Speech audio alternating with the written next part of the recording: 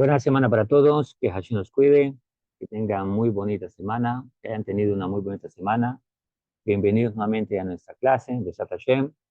Hoy estamos ya a 10 del día 10 del mes de Nisa, de Sivan, mes de Nisa, ya pasó hace mucho rato, mes de Sivan, de Sat Hashem. Estamos ya en Yom Rishon, primer día de la semana, año 5784, Buri Hashem. Y estamos ya también al día 15 del mes 6 del año 24, primer día de la semana. Muy bien. Hagamos una reflexión sobre la parashá que estudiamos esta semana. Este Shabbat que pasó. La parashá se llama parashá Naso y dice el primer verso de la Torah. Dice, Vaidaber Adonai el Moshe Lemor, Naso el Roshon Benei Gershon.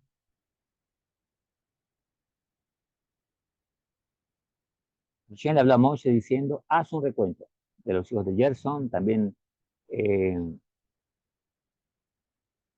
se hizo también la familia de las tareas de la familia de Merari, y fueron como Heshbonot, cuentas, por familias, de 30 años actos para el servicio en el altar, era la familia de Leví, y a partir de las quinta aliá, también se hace el desfile, por así decirlo, de los Nesiim, del pueblo, de los líderes. Se nombra a cada líder y su ofrenda. Y esta ofrenda era igualita para todos, ¿sí? Era el jefe de la tribu y se acercará para inaugurar el altar. ¿Quién se acercó primero? Napshon, hijo de Aminadab, y empieza a decir cómo era su ofrenda. Una bandeja de plata de 130 shekel, un peso de un cuenco de plata de 70 shekel, de shekels del santuario. Ambos llenos de fruta harina mezclada con aceite de una ofrenda farinacea, un caso de oro de 10 shekel, lleno de incienso, un novillo, un carnero, una oveja, un año como ofrenda de elevación, un chivo como ofrenda de pecado y como ofrenda de paz festiva, 2 cabezas de ganado, 5 carneros, 5 chivos, 5 ovejas de un año, es la ofrenda de Nashon y familiar. Y así sucesivamente, cada líder de las 12 tribus trajo la misma ofrenda. Ahora, estas razones de tantos animales, tanto esto, tanto lo otro, tienen una explicación que los sabios dan, pero no es el punto a tratar. Eso existía solo en la época en que se inauguró el tabernáculo. Ahora, cuando alguien inaugura algo y lleva presentes, es porque quiere darle un inicio, una funcionalidad y a la vez una celebración de que aporta a eso que da, de que él es parte de eso que da. Por eso todas las familias dan en su propia casa, la gente da a sus comunidades, porque se involucran y porque son parte de ello, y la única manera de hacer conexión a través de la vía material. Por lo tanto, como dicen los sabios, cada persona ama de lo que da de sí mismo y lo pone en otro o en otras personas. Por lo tanto, ama lo de él en lo que dio en las otras personas o en cierta organización, etcétera, etcétera. Por eso los padres aman tanto a sus hijos. ¿Por qué? Por eso un padre ama a sus hijos. ¿Por qué? Porque ama de lo que es de él, está en él. O sea, que lo que él dio está en ellos.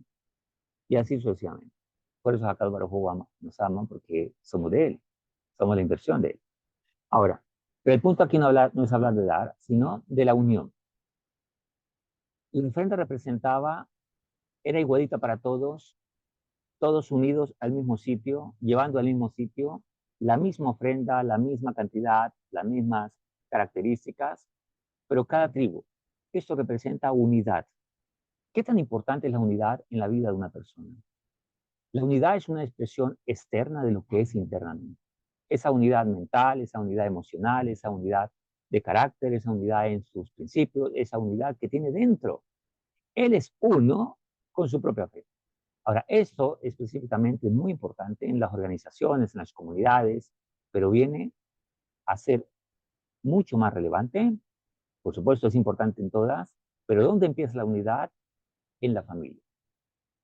¿Cuál es la diferencia entre por qué unos esposos son unidos y por qué otros no son unidos? Aprendí este principio hace mucho rato y es lo siguiente. Eh, las parejas, siempre en todas las parejas hay diferencias. Eso es eh, inevitable, pues somos diferentes. Cuando alguien somete al otro simplemente para que uno exista y el otro se someta y se anule, dice un sabio el siguiente dicho: si yo existo y tú no existes, si yo existo y tú existes, entonces los dos existimos. Pero si yo no existo porque se anuló ante el otro, y el otro tampoco existe porque se anuló ante el otro, entonces ni yo existo ni tú existes. Por lo tanto, se trata de mantener la identidad como tal. Pero ¿qué es lo que trae la unidad? ¿Cuál es ese punto de quiebre que hace que haya unidad en medio de la diferencia? De que juntos estén de acuerdo. Este fue el principio que aprendí, que me enseñaron mis maestros. Estar de acuerdo. Una cosa es ponerse de acuerdo, otra cosa es estar de acuerdo. ¿Qué es ponerse de acuerdo? Parte de la intención humana, parte de la discusión entre los dos, a ver cómo llegamos a una negociación. De repente tú dices sí, yo digo no, tú dices 50, yo digo 40, a ver, negociemos. Eso es ponerse de acuerdo, parte del esfuerzo humano para llegar a una concordancia entre los dos. Y esto debe existir, pero no debe ser la base de una pareja, o la base de una unidad, o la base de una comunidad, o la base de todo grupo. A diferencia de estar de acuerdo, es que los dos compartimos principios que están por encima de nosotros, fuera de nosotros, y juntos nos sujetamos a ese principio. Esto lo describió una persona para llevarlo a otra esfera y solo colocar una analogía. Un día el Ram me explicó y me dijo, ¿cuál va a ser el gobierno? Los gobiernos que existen en la Torá. ¿Y va a ser que la gente se pelea cuál será mejor sistema? El Ram me decía, en la Torá existe la democracia, pues la halajá se define por la mayoría, pero con principios. Tiene algunos principios, por supuesto, muy diferentes a lo que la gente piensa que hoy día es democracia. Existe el socialismo, en la cual es muy diferente a lo que la gente piensa, pero también existe en la Torah.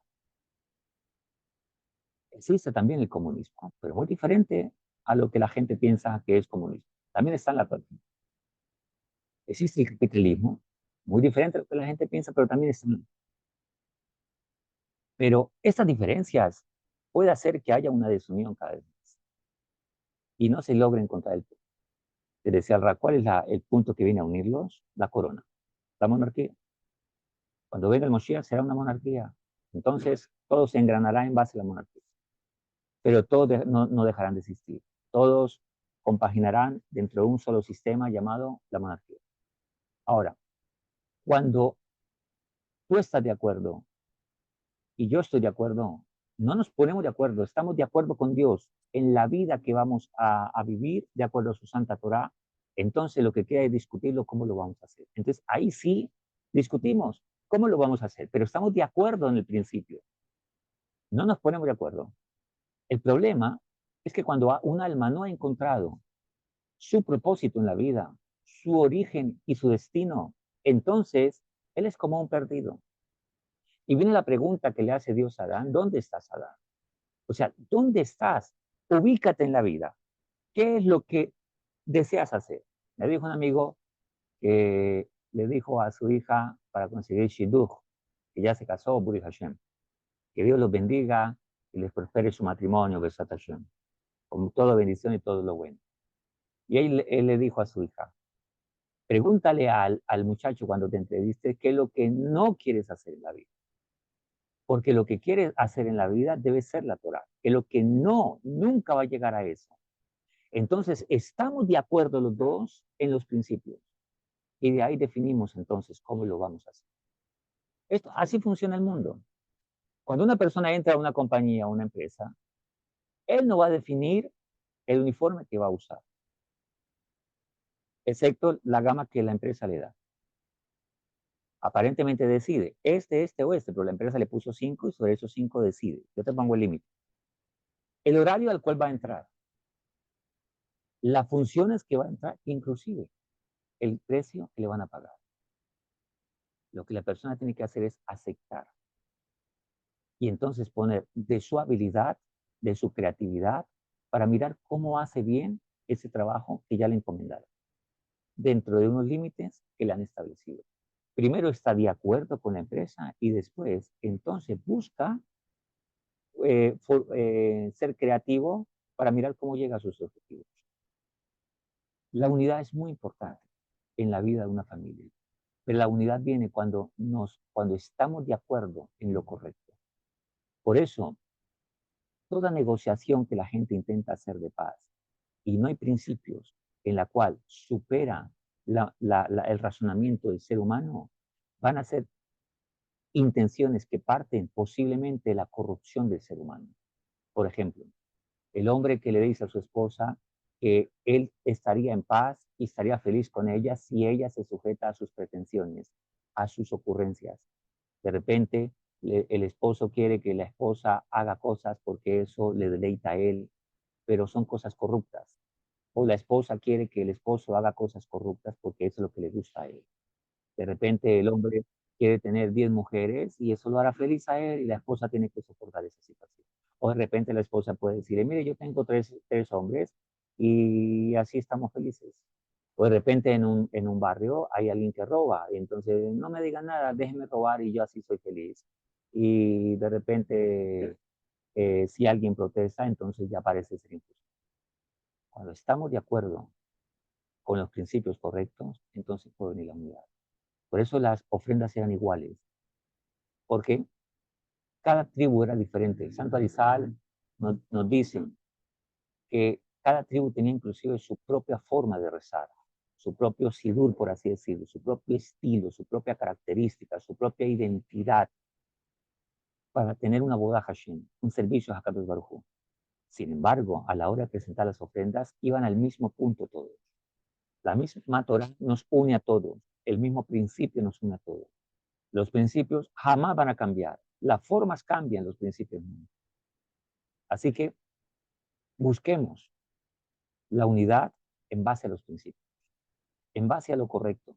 Estemos de acuerdo con ellos y de ahí pongamos la inteligencia que Hakadosh Baruj Hu nos ha dado, la creatividad que Hakadosh Baruj Hu nos ha dado para sacar adelante todo la forma, el edificio, la construcción de algo sin perder el principio. ¿De dónde tiene que iniciar todo? Besat Hashem, Besat Ismael. Que seamos líderes. Y somos líderes cuando aprendemos a tener unidad en nosotros. Unidad en cuanto a mis pensamientos, en cuanto al control de mis emociones, en cuanto al control de mis instintos, en cuanto tengo la capacidad de asumir responsabilidad en la vida. Y ahí empiezo a ser una persona madura. Ahí se me puede empezar a llamar que estoy asumiendo mi obligación en la vida. Nosotros tenemos derechos a causa de deberes. No existen derechos si primero no hay deberes en la vida. Cuando asumo esa responsabilidad, empiezo a ser hombre, empiezo a ser una persona desarrollada, empiezo a tener criterio, empiezo a tener una visión de construcción en la vida, de reparar, de construir, de unir. Para desunir no se necesita ser tan inteligente. Un poco de idiotez, un poco de conchudez, un poco de vergüenza y un poco de cierta lectura suficiente para que la persona sea un divisor. Pero para unir se necesita tener esa unidad entre mismos. Para unir se necesita tener calidad humana. Para unir se necesita simplemente entender para qué vivimos en este mundo, de quién venimos y hacia dónde vamos. Desata que seamos esos líderes positivos y que podamos generar unidad. Primero conmigo mismo, mi alma con mi cuerpo con mi alma. Que no haya esa división ahí, porque mi cuerpo quiere hacer una cosa y mi alma quiere hacer otra. ¿Por qué? Porque la persona no ha determinado lo que es en la vida. Todavía quiere un pasito aquí un pasito allá. Hoy con Dios, mañana con otra cosa. Hoy Dios es mi amigo, mañana me olvido de él porque prefiero mis deseos y mis andanzas. Dios nos guarde de eso. Primero una unidad con nosotros mismos. Después los que están casados, una unidad con su esposa, y con sus hijos, con su comunidad, con su maestro, con el bien en la vida. Ayaron dice, si tú admiras a una persona que sea mala, una persona con malas actitudes y malos comportamientos, estás admirando lo pagano que hay en ti que ves en él. Estás viendo en él lo que ves en ti. Como dice el rey de Comorna, alaba Shalom, tú te enojas con otra persona porque ves en él reflejado tus propios errores. Por eso te enojas con él al no tener la conciencia de verte a ti mismo, realmente. Besat Hashem. Que primero encontremos esa unidad y esa unidad está en Hakadosh Baruj. Cuando tomamos conciencia de él y de lo que él desea para nosotros, sus reglas, su mandamiento, su conducta adecuada, y de esa manera podemos hacer el bien. Recordemos, a todos los que me escuchan, nunca hablamos de religión, la Torah nunca es una religión. La religión simplemente castró la mente de las personas. La Torah es el ordenamiento más excelente y de más alta alcurnia que un ser humano pueda llegar en la vida si la si la ponemos en práctica todos los días. Sería una sociedad excelente, una sociedad justa, serían gobernantes justos, sería unas familias muy fuertes, sería una sociedad muy civilizada, como es lo que Dios ha querido. Un abrazo, que Hashem nos cuide, que esté muy bien, que tenga bonita semana y escuchemos todo lo mejor. Un abrazo y que Hashem nos cuide. Chao, chao.